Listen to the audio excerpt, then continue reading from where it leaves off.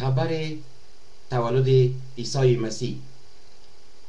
در ماه ششم جبرئیل فرشته از جانب خدا به شهر به نام ناصره که در ولایت جلیل واقع است به نزد باکره ای که نامزاد مرد به نام یوسف از خاندان داوود بود فرستاده شد.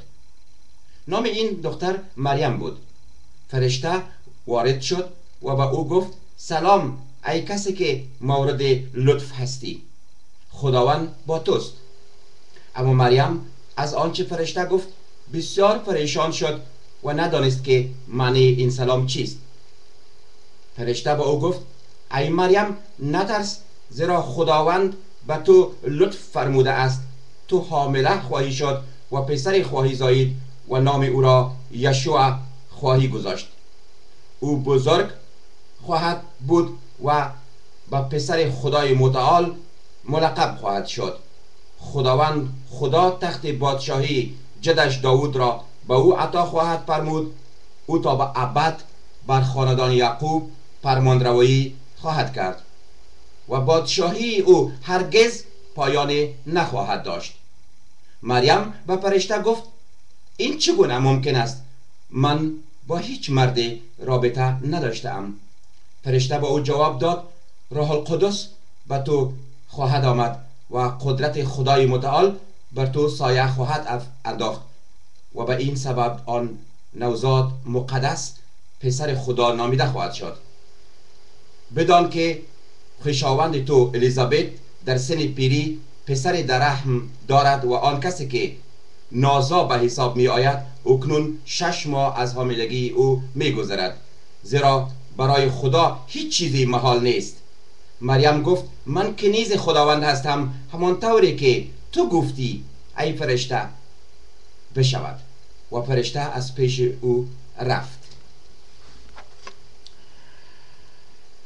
شنونده‌های محترم، شاید شما بگویید که این روز عید مسیحیا برای یک تاریخ و برای یک سال محدودیت داره یا فقط در یک وقت است و تمام میشه. نه، همونطوری که فرشته برای مریم باکره میگه که و بادشاهی او را، یعنی از عیسی مسیح را، انتها نخواهد بود، همونطوری خداوند ما خداوند هست که از ازل تا به ابد او خداوند است و هیچ انتهای نداره. شاید شما در چهار اطرافتان ببینید که در هر جای چراغان هست و شمع‌ها روشن است و مردم برای یکی دیگه هدیه میاره. این به این معنا نیست که ما در اینجا کدام رسوم انسانی را تجلیل میکنیم یا کدام پیر است یا کدام زیارت است یا کدام صدقه هست که او برداشته شود. نه، این روزی هست که خدا پسر یگانه و حبیب خود را به این جهان و جهانیان، یعنی برای ما انسان ها، هدیه میده.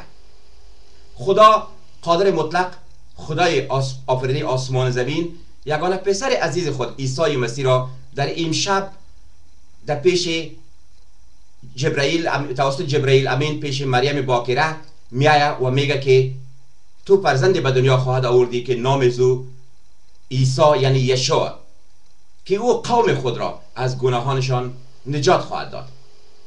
بعداً در این باره همراه شما زیاد صحبت خواهم کرد. ما از صمیم قلب برای شما این سال نو و این عید میلاد عیسی مسیح را در هر جای جهان که باشید هموطنان عزیز برای شما سال مبارک و فرخنده میخوانم.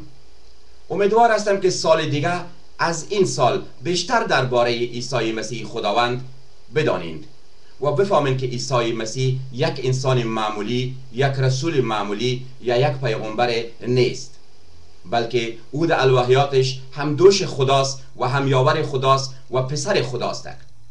همانطور که در کلمه خدا، در کلام خدا میگه او کلمه خداست که در ابتدا اول کلام بود و کلام نزد خدا بود و خدا خودش کلام بود و کلام جسم گردید در میان ما انسان ها ساکن شد. بله بینندگان عزیز، شنوندگان محترم، این با دلایل انسانی، با عقل و دلایل انسانی این مسئله بسیار دشوار خواهد بود که برای شما ایره درک کنین یا برای ما که ما ایره از خود همه ایره پیشگویی بدانم.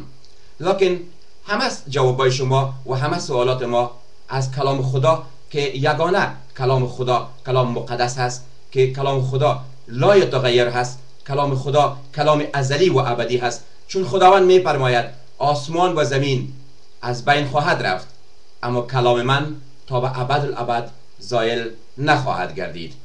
بله بیننده های عزیز، شما در بار دیگه هم در این یوتیوب نظر بگذارین و شما را دعوت میکنم که از موعظه کلام خدا بیشتر و بیشتر فیض ببرین. فیض خداوند ما عیسی مسیح همراه شما باد. آمین.